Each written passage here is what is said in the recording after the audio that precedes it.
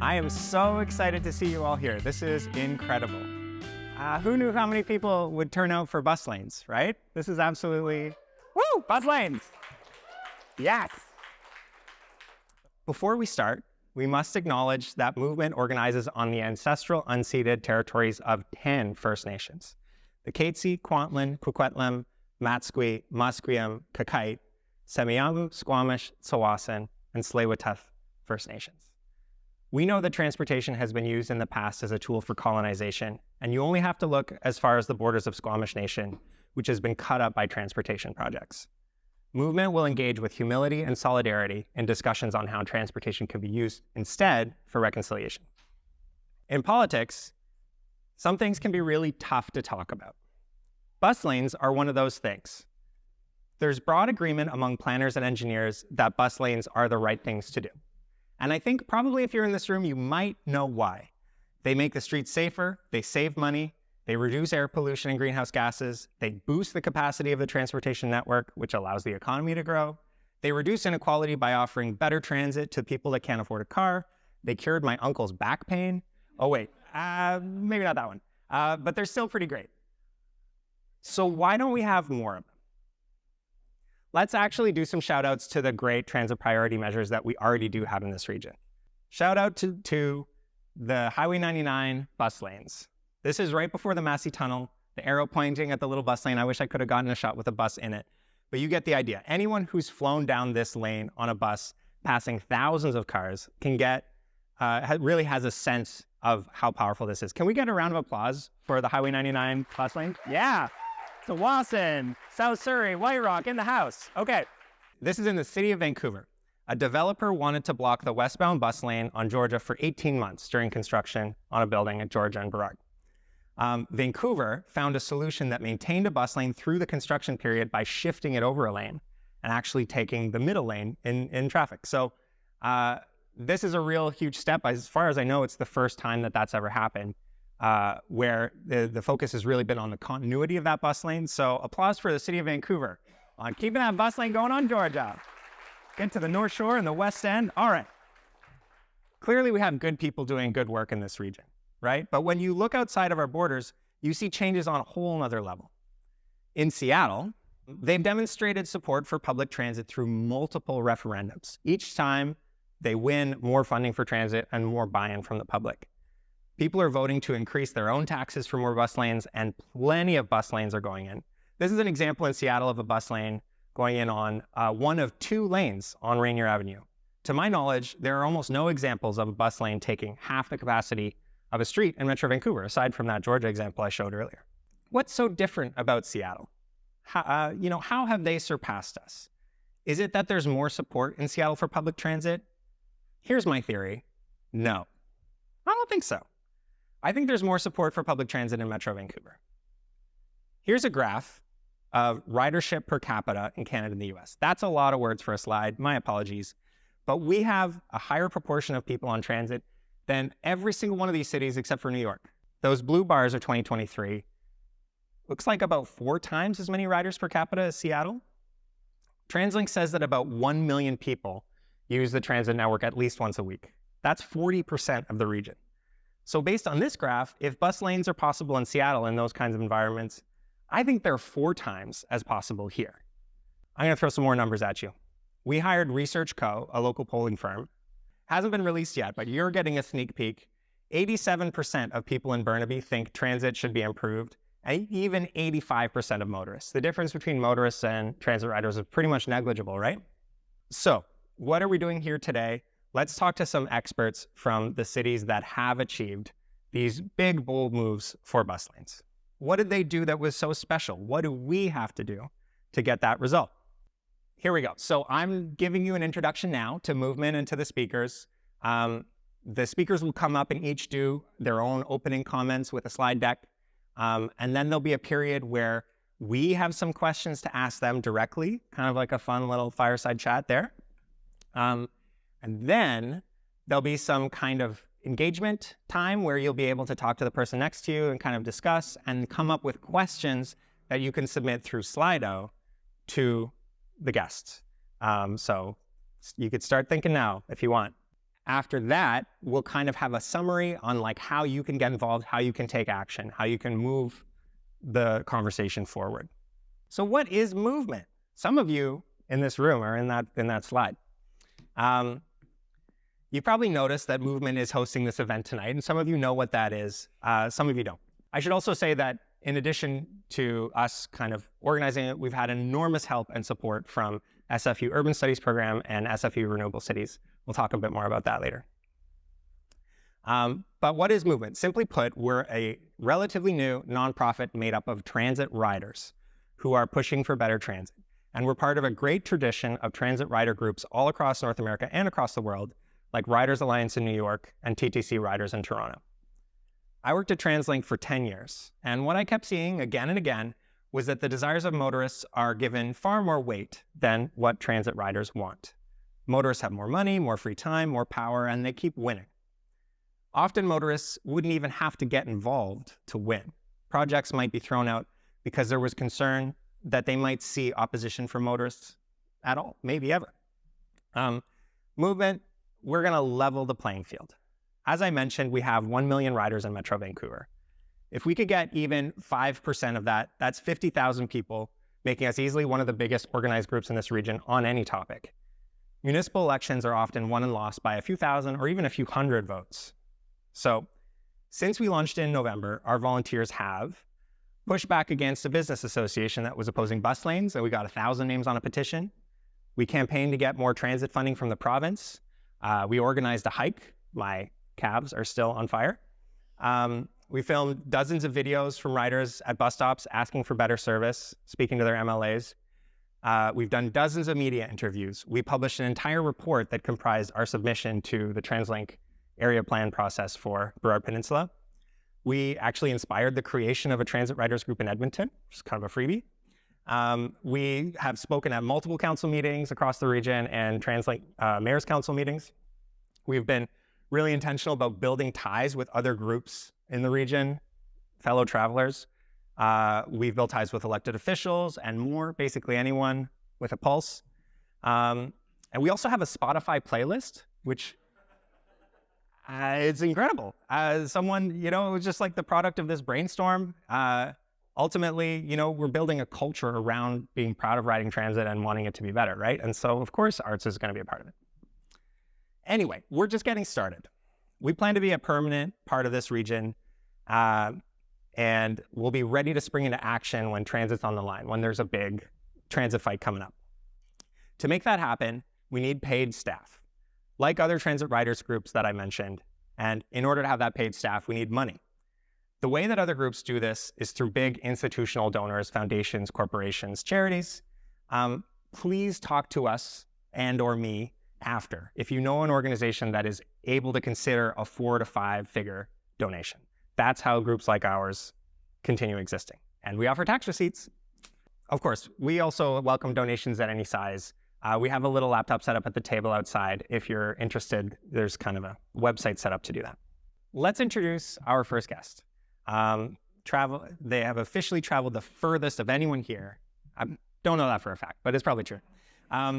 Kate Elliott is the New York office lead at Nelson Nygaard, a transportation planning consultancy. But she has worked on so many bus priority projects while in public sector roles in Seattle and San Francisco. And crucially, when she was at NACTO, which is one of the coolest organizations, it's a group of cities who have come together to rewrite the book on sustainable transportation. When she worked at NACTO, she was the lead author on a document called Move That Bus, Tactics for Transforming Transit in 2 Years, which totally fits our vibe. It's really about how quickly and effectively can we make transit better in our city. All right, great. Thank you, everybody. I'm glad I passed the vibe check first. That's really important. So I think a lot of you probably have an idea of why the area might need better bus service. But I think if there's anything I want this room to sort of leave this presentation with is a little bit more confidence that bus priority measures, dedicated bus lanes work. They're proven across, at this point, dozens of cities. And so there's always going to be someone who's a little bit grumpy about it, but stay strong. And just to kind of emphasize that point even further, bus priority is good for everyone. It's good if you're a driver, if you're riding the bus, and especially if you're a pedestrian. They're proven to reduce transit travel times by sometimes 30, 40%. They can improve street safety, and that's been proven in multiple cases at this point. And they start to kind of redirect traffic and relieve traffic congestion on key corridors and shift behavior, really importantly, from driving to transit, which is something and this area and areas all across North America desperately need, because transportation emissions make up over a third of the total emissions in this region. And this is true of the US as well. And, if the goal is to get to carbon neutral, it's really important. Like, electrification is not going to get us there alone.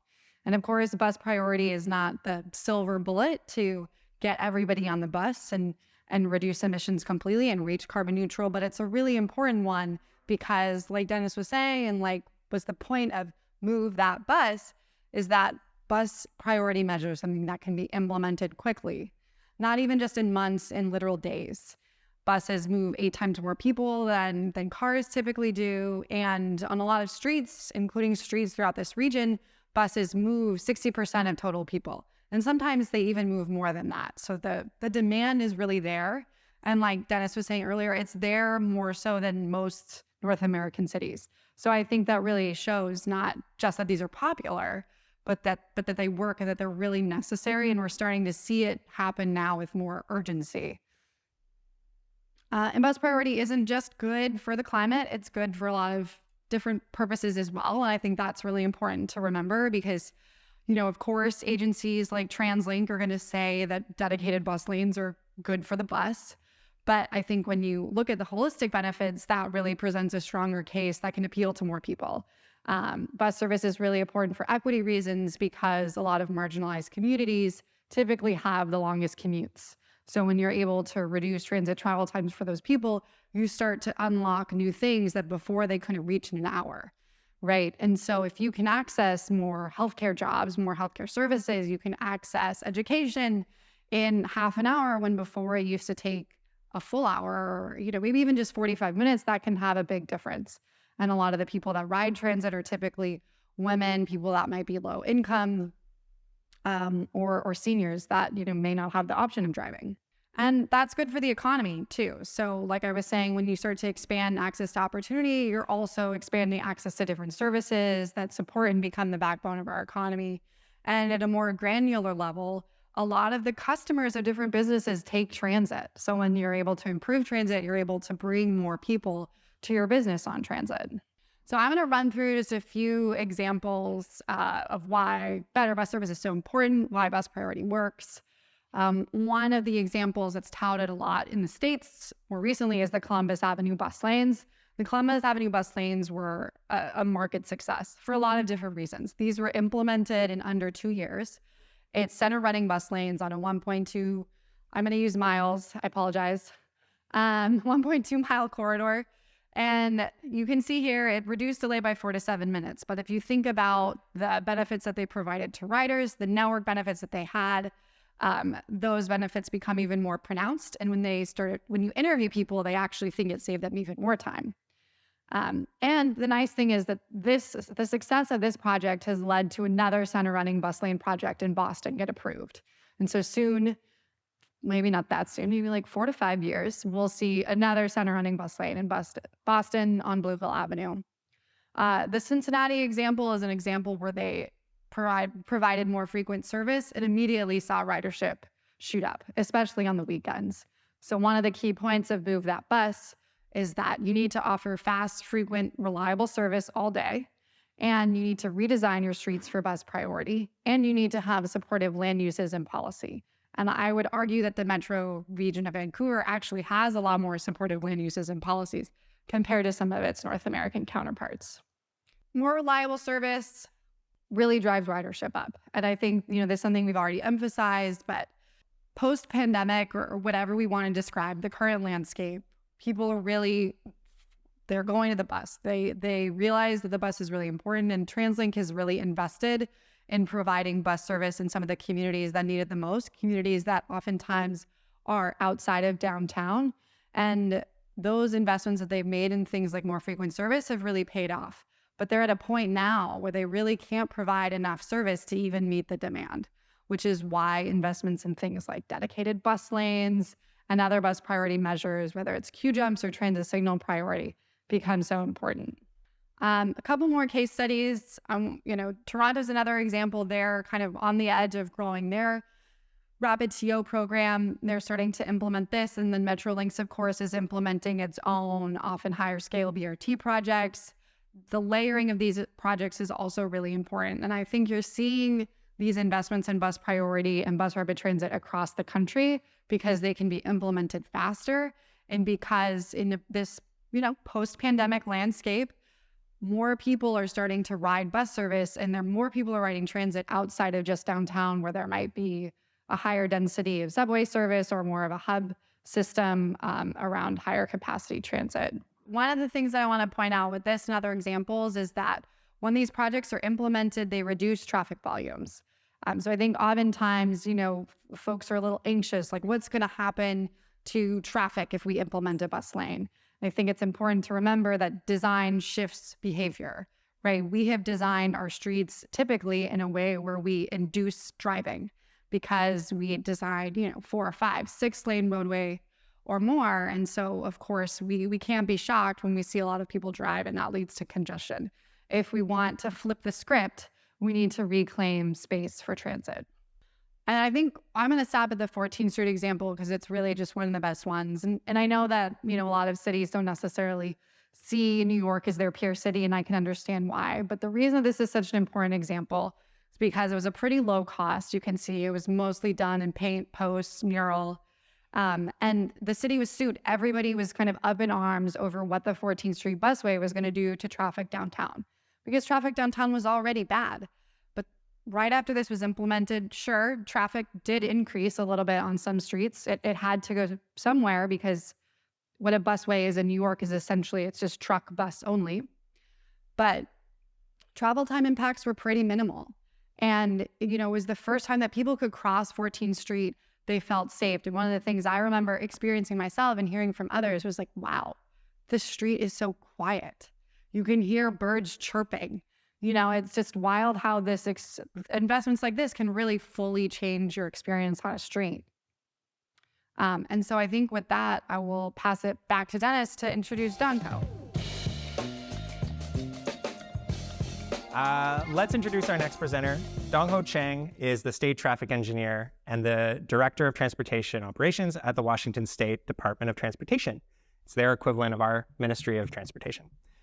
Previously, he led the City of Seattle's traffic engineering team, overseeing a rapid and cost-effective transformation of that city's streets. And I will also just add that I came to know Dongho through his tweets. In a time when there wasn't really that much transit content on YouTube or on Twitter, Dongho was just posting with no commentary pictures of bike lanes and bus lanes and curb bulges and all the things. And I was just like enraptured. I was like, oh, I want all of these things. Like, it was the simplest social media approach and it was the most effective. Hello from your neighbor from Seattle. My name is Dongho Chang, and I want to put a little context in why transit really matters. So this is a picture of a family on Aurora, which is in Seattle, on our side of Seattle. And you can see the families walking along a shoulder of a state highway in a major metropolitan city. You can see that roadway is really built for moving vehicles, but the consideration for people outside and the businesses isn't really there. The reason why I'm in this profession is because I care about that family. I was that child walking along that street. As an immigrant, we did not afford a car. So if you think about your community in Washington State, about a third of our residents do not drive. Either they're too young, too old, they're medically incapable. My wife has an eye condition, so she can't drive. And you might not be able to afford it. You might not have the language skills. So all these barriers that we have, and yet we focus on one mode again. So we need to really think about that context and making sure that we are looking out for all modes, right? So there's a lot of data available for vehicles. And And we don't have a lot on people who are walking and biking and taking transit, and we need to do a better job of that. It's all about geometry, right? That big metal vehicle is very safe, very comfortable, climate controlled, right? But it takes up a lot of space. You get, maybe 1.2 people in those vehicles. So downtown in Seattle, 200 people can fit on 170 cars. That's a lot of space to move that many people. But if you put those people in transit on buses, they take up a lot less space. And if you think about moving some of those people in vehicles into transit or walking and biking, you free up that space. Now you don't need to expand, right? So we built for that peak hour, and it's really causing problems. We're seeing that in our community in Washington State. We're seeing it nationally in United States. I'm sure you're seeing that also in your community. I went through Granville, and again, that's a major corridor. It's a horrible place for everyone, right? Think about that. And we should be appalled. So this is Seattle example of Granville. This is south of Aurora Bridge, heading into downtown. So it comes from a business community to controlled access, like a freeway, right, and into downtown. Right before the viaduct was removed. So the viaduct is used to be the freeway that had been damaged by the Nisqually earthquake.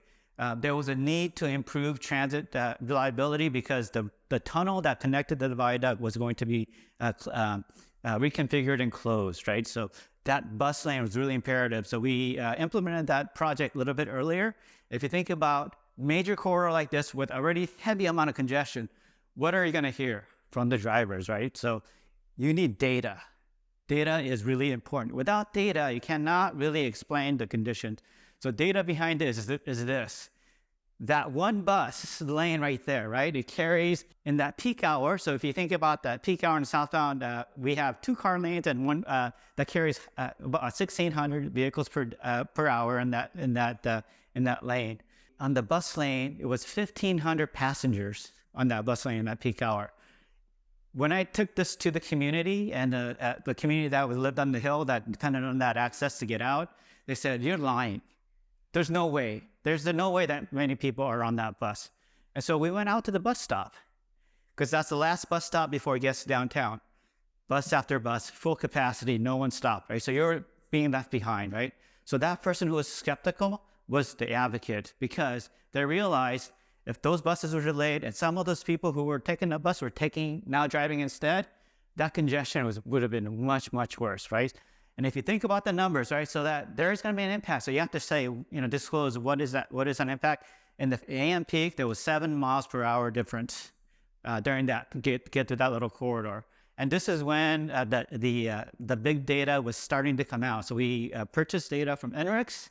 They do a lot of the congestion reporting for the world, and we were able to get that before and after to show what the actual travel time, the speed differential was, right? There is an impact. But then if you look at what the difference is, a month later, what we're seeing is that one vehicle, that one transit lane carrying more passengers than the 2 vehicle lanes. Case is made, right? Why are we not keeping this full-time and why aren't we extending it? So this type of data helps us do this, which is the extension of that service. This is a rapid ride implementation, taking that bus lane all the way through that entire corridor, right? And we're thinking about how do we serve this better for that entire community? This is the highest producing route in Seattle. This is your Granville in Seattle. We measured what the improvements are, right? So the transit lane, the improvements of bus stop consolidation, the signal priority, and we disclosed what that improvement is. So when we were going out to the business, we're saying, that the bus lane here is going to provide this level of service and the rationale behind it. So they understand the public process that why we're putting an investment in converting that lane into bus lanes. And what it does is it improves ridership because people realize I can now take the bus and get into downtown a lot faster than driving, and I don't have to find parking, right? And so with this implementation, we saw a 30% increase in ridership. Pretty phenomenal. What was even, the highest ridership is even better. And this is another example of why the business community is so critical. So this is South Lake Union. This is our employment hub. So how many have heard of Microsoft? Some of you might have heard of the Microsoft. So there's two individuals. There was a person named Bill Gates and then another person named Paul Allen. Paul Allen bought this entire area of South Lake Union and said, I want Seattle residents to have a great legacy. I want you to have a central park in Seattle. He bought the property, asked the voters to build a park, and the voters said no. And so he held on to that property for a long time and finally decided to build the urban park system by building the actual employment center. So he built one block at a time, and that's where Google, that's where Amazon, Facebook, they're all located in that area. And if you think about this Westlake, it's a spine corridor that connects to Mercer, which connects to Interstate 5. Very, very important corridor. 2 lanes in this direction, center turn lane. And because of that growth, the roadway wasn't functioning very well. So pretty much you were sitting in traffic trying to get out to the freeway. And it was one of our very high frequency trolley route and transit route on this facility. The reason why is really critical to explain why you're doing this type of project, because you're taking one lane, right, and changing turning movements so that you could make it function. You need to have people in your staff know the corridor. They need to be able to ride the corridor, take the bus, understand where the bottlenecks are. They need to drive the corridor, understand how the driving behaviors occur. They need to be able to walk along the corridor, understand how the challenges are, so that when a project like this gets implemented, they know all the intricacies in where failures occur and where things can be improved, right? So what we're saying is that on this corridor, we have 40 buses between 5 and 6, which when everybody comes out, there are private security guards on parking garage entrances to stop pedestrians to get cars out into a gridlock situation, right? And they fill up this corridor. When a project like this gets implemented, a lot of scrutiny. And on this facility, Seattle Times, which is our local regional newspaper, sits about a block away from this. And so they're looking down on this corridor, very skeptical on a project like this, taking an entire lane on this very critical corridor. And so when it was implemented, this is Danny Westnade, one of the most commented on his article on traffic, and pretty much said that the Seattle DOT was going to ruin the community out there. It's going to be a disaster.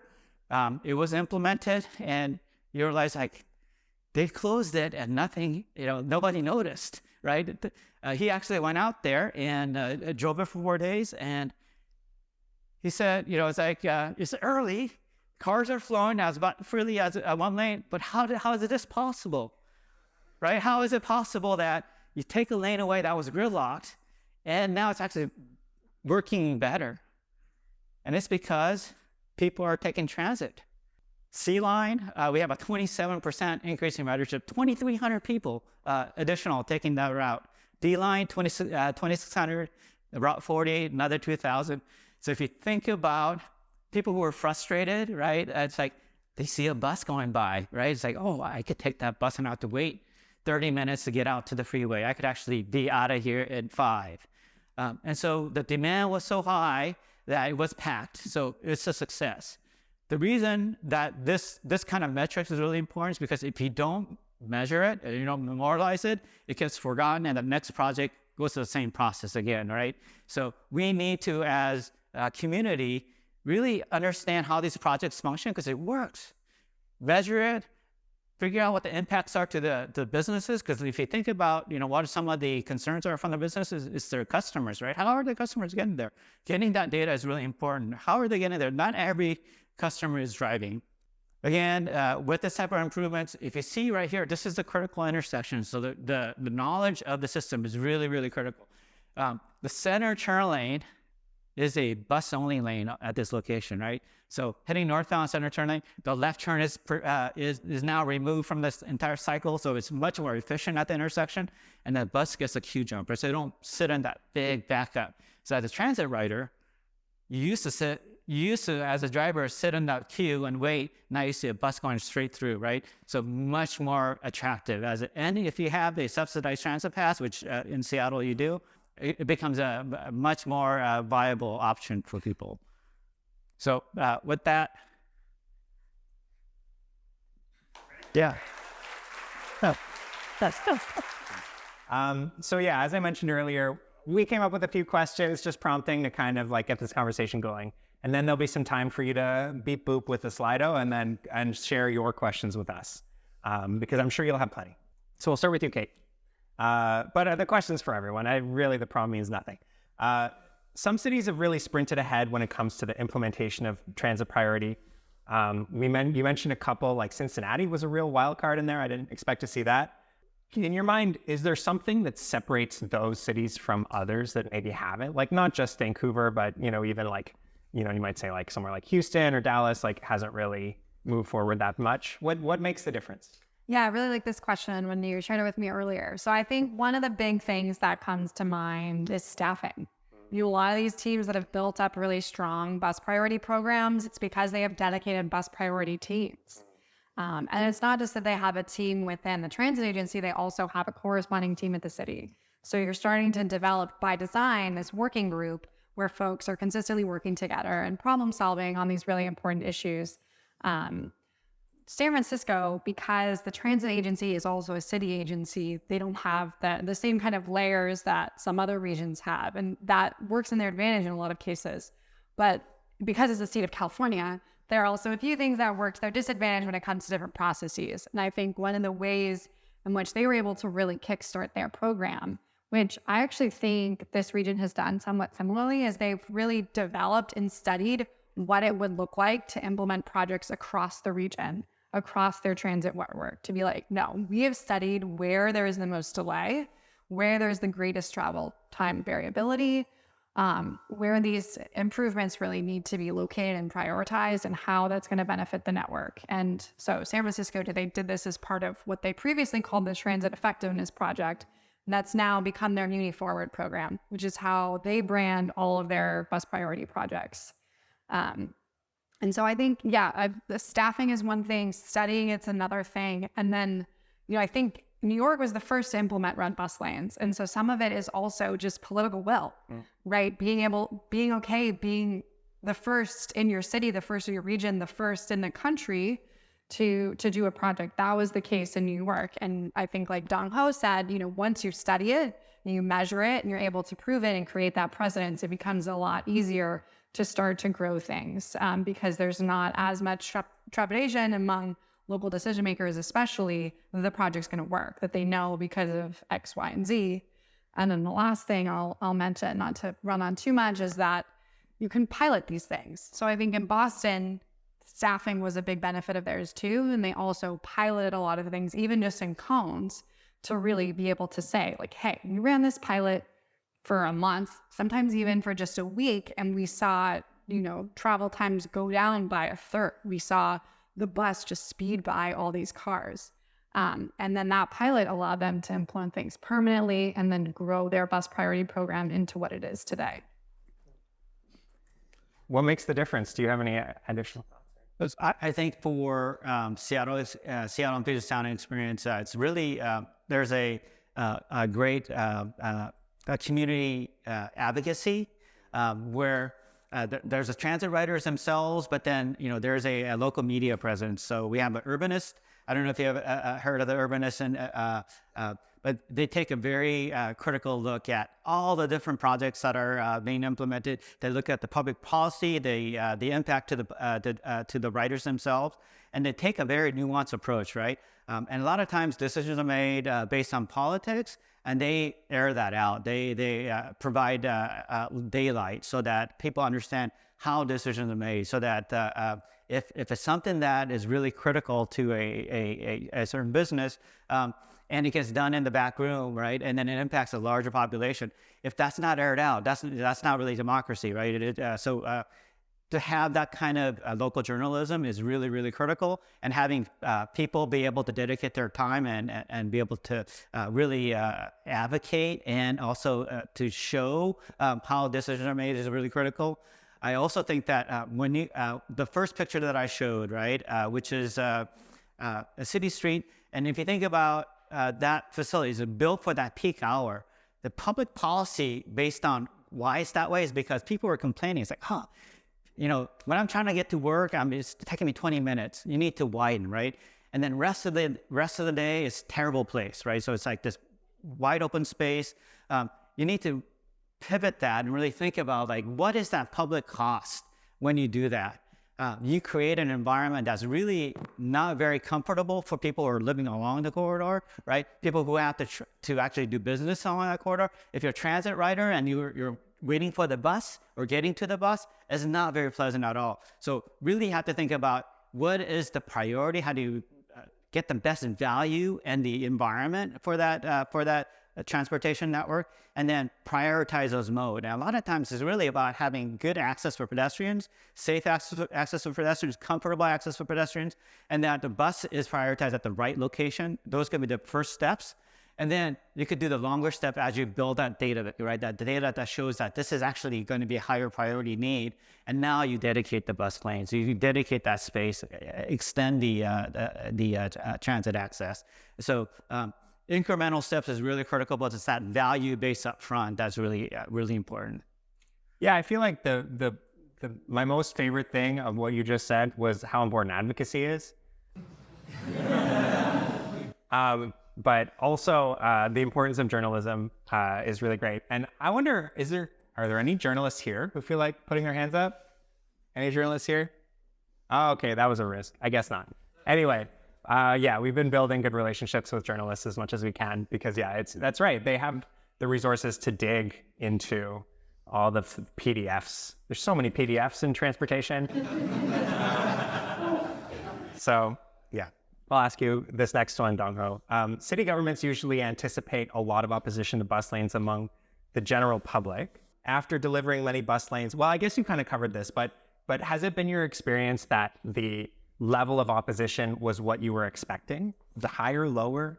So it's always, people hate change. I myself hate change, so it's the same in nature. We're a creature of habit, and when something is presented as change, you want to resist. It's like, why are we doing this, right? So it's really critical when you do these projects to have that, what's the rationale, and then how are you going to measure it? And if the change is actually going to have a negative impact to a specific group or specific business, you want to have answers, right? So get that up front. And the trust and reliability of that relationship is really critical, because once you've broken that trust, it's really hard to regain that trust again. And so as you're doing this project, as I was doing these projects, I took it really personally that when we were communicating, we're very upfront, saying the project is really about improving safety and improving reliability for this street connection. But we're not going to be able to do everything for everybody. So we need to prioritize what's really important to you, right? So we get that up front. And a lot of times it's really about safety and accessibility. We get that. We want to be able to do our business safely. We don't want vehicles to come into our crash into our building. We don't want our customers to get hurt. So you can actually have data to show this is what the speed is, this is what the volume is, this is the collision rate, this is the type of collisions that are occurring, and then these are the business, your customers that are frequenting your business. You could do intercept surveys. You go out there and do valid, statistically significant intercept surveys saying, how did you get here, who do you frequent, how much you spend, and then you have now data that shows your customers are coming by car by 25%. So if you look at Seattle DOT intercept survey, you'll see all the intercept surveys that was done for all these various communities for parking studies and other projects. And it tells you, like where I live in Magnolia, like 85% of the people drive. It's not very transit, it's very walkable, but it's not very transit accessible. But if you go to communities like the University District, where there's density and a lot of transit, pretty much 50 to 80% of people would come by walking, right? So it's just pretty much like they want to improve accessibility for people crossing the street, right? Not in that environment. So now you can say, like, your customers are, you don't want this high speed reliability on the, you want good walkability. You want safe, attractive storefront, right? So you're able to articulate. And then once the project is done, you can do before and after. You can look at the tax receipts and say that for this general retail businesses, before the project was, X, and then after project, it was X. And what you'll actually see is an increase by improving those accessibility measures. Yeah, and in terms of measuring, the impact of transit priority on the community, one thing that I thought was fun that Toronto did, they implemented the King Street pilot, where they essentially made it so that cars could no longer drive straight through any intersection. They could only access one block at a time. So it was in effect pretty strong transit priority. The businesses were very much against it. They bought data about credit card usage from the credit card companies, and that demonstrated that the amount of purchases before and after was like roughly the same. So in truth, it really didn't affect their business. So there's lots of different tools to kind of make that. Yeah, and in my experience, a lot of times it's actually the business themselves and their employees that have their vehicle access as kind of their motivator. It doesn't come out, but I mean, so you have to think about that as well, right? So how are the employees getting to work? Hopefully it's transit, but yeah. Yeah, I think it's important to contextualize the type of feedback that you're getting. And I also think it's important for city staff and people that are making decisions on these projects to be willing to negotiate in some cases to be able to build trust within the community. So I was working on a project once and, we had one bus stop that we were planning on removing. That was a pretty high ridership bus stop. It was kind of where it was sort of peak loads, where the bus was the most crowded. And ultimately we ended up deciding to keep the stop, even though there were other stops nearby, because, this is a transit rider community that really wanted this bus stop. And it's also a historic Japanese Japantown. So it's in, a majority Japanese community and Asian community. And, ultimately I remember we're watering down this project, we should hold to our guns. And then in hindsight, I'm glad we made that decision. But to think about another stakeholder group, they did not want the bus lane on their block. And it was 2 gas station owners. And we did not decide to not implement the bus lane incentive, right? Because who is saying what really matters? And so often you're hearing from the loudest voice in the room. And a lot of times you're hearing from folks that simply do not necessarily agree with the data. So I think, it's the job of folks that are working on these projects to do their homework, like Dongho was saying, and it's the job of politicians to be able to have their back and really say that no, these are proven, they've done these studies. We have faith in this project. We have faith in this team, and we're going to move forward with these and not water down a project, because I think there's just a lot of urgency right now. We can't really afford to let bus service deteriorate. I say we, even though I don't live here, the collective we can't afford to let service deteriorate further here because there's such high demand. Okay, I got another one. We have kind of an interesting history with referendums in this region. Any of you remember from those chuckles? I think you do. The 2015 transit referendum, it was region-wide for a sales tax to pay for more transit. The government in power really, I don't think, wanted it to succeed. And also the transit agency was pretty unpopular at the time. I think that's changed. In the cities that we see on this list that are building transit priority quickly, transit has successfully won referendums. And I'm curious, the referendum's goal was to raise money to build things. But do you think it also eliminates barriers to transit priority by demonstrating the popularity of transit when they win a referendum? Well, I think one of the key things that referendums illustrate is that transit is something that crosses party lines. It's something that people experience the transportation system every single day, from almost the moment they wake up, right? They're either going to maybe go into their garage, they're going to walk out onto a sidewalk.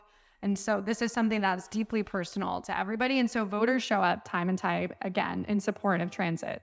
When I was in NACDO, the talking point we used is that in 2020, 90% of transit referendums in the United States were a success and won at the ballot. And so I think, yes, that does really illustrate that there is a lot of support. And it also illustrates that you have people that are voting in favor of transit, but they might not be talking about it in these political forums. And so that's something to really be mindful about when you're doing engagement, right? You want to make sure that you're going to where the transit riders are, that you're going to where the voters are that might not be able to show up in the same way to really get their feedback. Because like I was saying earlier, oftentimes you're hearing from the loudest voice in the room. So I do think that referendums give folks some vote of confidence. But I also think, right, like the proof is in the pavement. You know, it all changes when it gets to a specific project, and people need to be ready. Yeah, of course. And in principle, a lot of people support transit, but once we start talking about trade-offs, people become like questionable at certain different levels. So I think that's where you really need the data so that you can understand, okay, what are the trade-offs? Maybe the trade-off is you lose a few parking spaces, or your trip while driving grows up 10%, but you know, you're seeing travel time improvements for 40,000 plus riders and all these things. So I think it's important to have data. It's important to do really holistic and good engagement in language. And that's kind of the way that you help sort of build up this movement.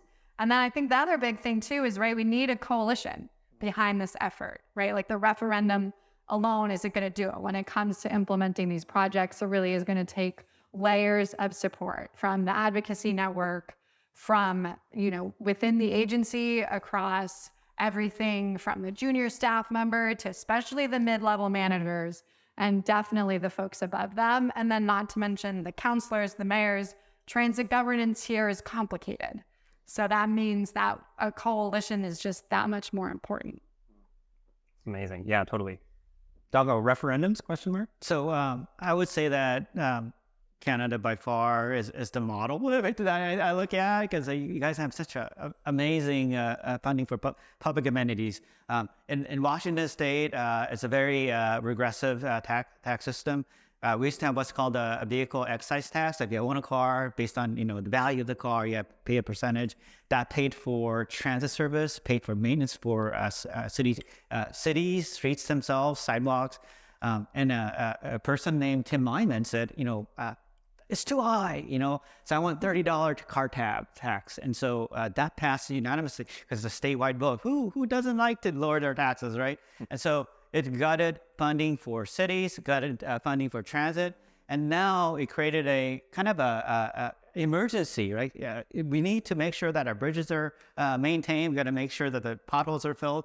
And so in King County and Seattle in particular, they went to the voters and said, we need to craft a package, at least to backfill some of this funding that got removed. And so Bridge in the Gap was formed, community outreach to say what's really important to your community: sidewalks, safety, transit service, right? All those things that are really critical. That got packaged into a vote, and specific projects were identified. These transit improvements were identified. Huge. So when that passed unanimous, it was a huge success.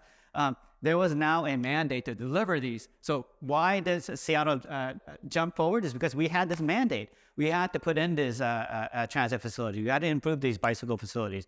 And now there's a third iteration happening now. Discussion again. It's going to be the largest. It's almost, I think, almost a $1.75 billion package. That's again improving transit. There's lots of different interests from the community that get crafted. So once it's passed, again, it's a mandate to create this improvement. It's a great way to deliver critical projects. Wow. Yeah. If I understand correctly, in Seattle region, so there's the referenda at the Puget Sound regional level. Then the city of Seattle has referenda, and one of the things that they pay for is for additional service from the regional transit agency, right? So we've never seen that in Metro Vancouver. Whereas imagine if City of Vancouver has a referendum, X% increase in property taxes to actually buy more buses and pay for more drivers to run more transit specifically within the borders of that city. That's what Seattle did. Yep. And the other great thing is that one of the projects that I worked on, where communities have been asking for decades, so almost 40 years of history of saying this roadway is not working, it's really unsafe.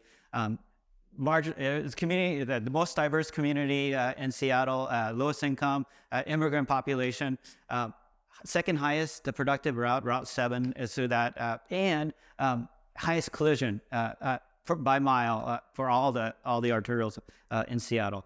And so it's been a tough one for us to address, right? one of the things that we heard was that the community didn't speak the language, and they actually couldn't afford, like the kids who were taking the bus couldn't afford the transit passes, right? So when we were doing that project, a huge amount of outreach, we said, we'll put a sticker on it and we'll come back to you, right? We'll solve that. That was one of the promises. And the mayor said, okay, we're going to provide transit passes for all the students in this area. And then later said all the students in Seattle, right? And then Washington State, 2022, passed all age 18 and under free transit, ferry, everything, right? So what does that do? It provides that third. We saw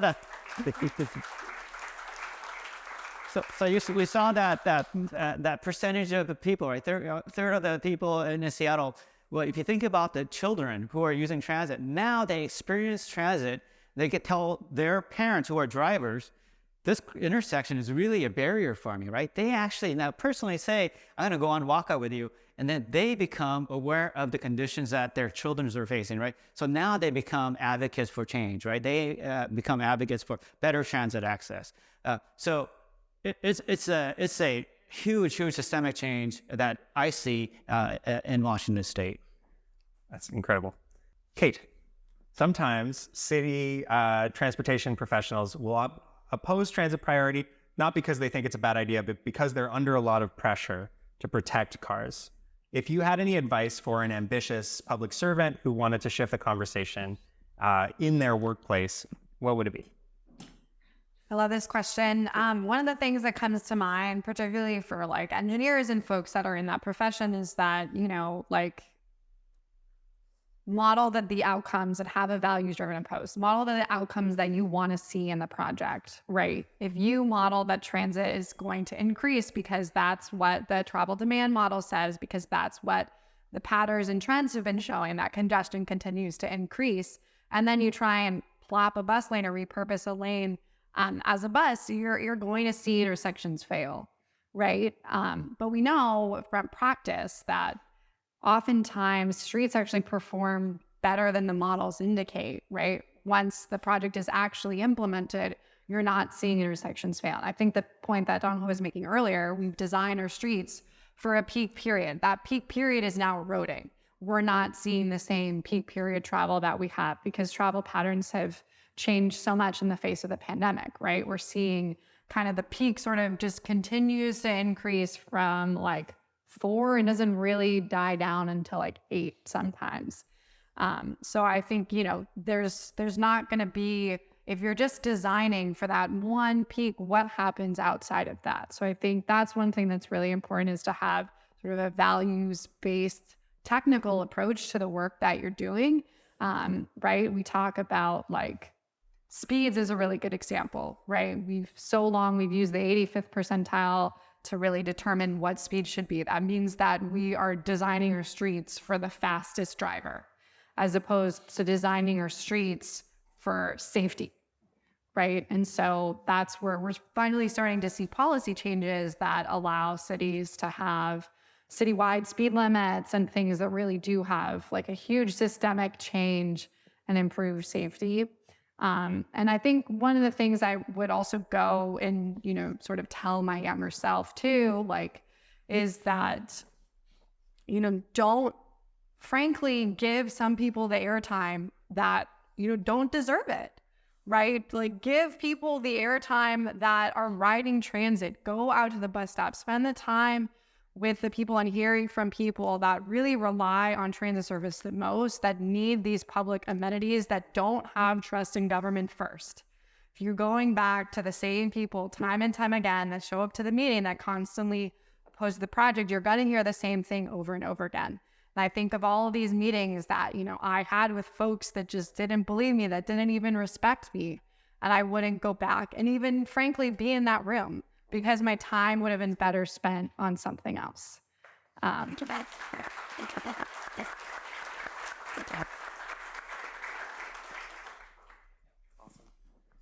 So I think for me, it's understanding who is not in the room, who do not have the voice, and understanding how to give voice to those that may not trust you, that may not even want to speak out. And so figure out, how to get that. And a lot of times it's really hard because you hear from the people who are well connected, right? So you're hearing from the businesses who goes to the mayors and council, and that's kind of the priority. And so you wind up putting all your resources to make sure that those concerns are addressed. You wind up again making things worse for the community that's actually using the facility that has a barrier and challenges. And so when you're advocating, for transit and better and safer communities, think about the child, right? They're not going to have a voice, right? Think about the person who doesn't speak the language, who just immigrated and is working, and that's their daily task.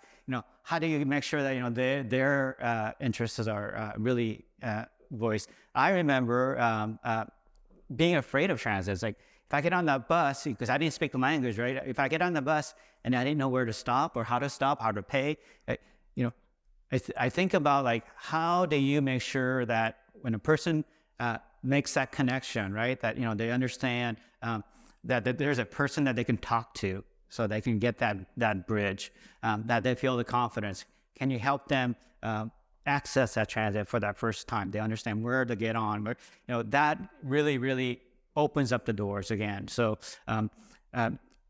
as a public servant, that's sort of like a one that I really take to heart. It's hard to I think have others, and so where you can, when you're talking to public servants, make sure that you communicate that. You make sure that you provide that voice, and then hopefully there is that value based. Projects are really about community values, right? So those come up. It's not that personal interest of not being delayed. That's not going to solve because once you improve conditions at one location to the next intersection, and you wind up widening, and then you create a condition that's not sustainable, right? So think about the users and the people in the community. Awesome. We're officially at time for this segment, but I can't help but ask one more question relatively quickly, if that's okay, maybe 1 minute for each of you. What city or agency do you want to give some flowers to right now? Well, I think we have to start with TransLink and Metro Vancouver first, because, maybe, there's still some progress that needs to be made and some work that needs to do. But I think the fact that we're all here really shows that people are showing up for better bus service, and that the progress that has been made really is going to continue to grow, and the community behind transit is going to continue to grow. I wanted to give out a couple of shout outs because I think, like I was saying earlier, bus service crosses party lines. I want to give a shout out to Indianapolis, who is fighting for bus rapid transit despite the fact the state is literally trying to make it illegal. And we're seeing the same in Memphis and in Tennessee. So, it's really something that is encouraging me when we're seeing cities go up to bat sometimes for their state, because not everyone has a Dongho within their state agency, right? Like this is kind of unique to Washington, and it's part of why it's so important. Again, I think Metro Vancouver is a model. I encourage all of my peers to come up and experience the streetscape, the environment, the transit system, and the beauty. That's your city is really geared towards living, and I'm really, really heartened whenever I'm out there. I see vibrancy. People are mingling about. So shout out. I would say that you all coming out here shows that you care about your community, that you want to improve it, change the system, right? And so thank you, and thank you for running and hopefully helping make policy changes for the community themselves. In my state, Spokane Transit is again very conservative in the past. Now is changing for the better. I see a gem of their transit system, and it's amazing the changes that they're incorporating. They're learning from you. They're learning from others, right? And so NACTO is a huge influence on how we improve our streets. Awesome. Well, this has been a lot of fun.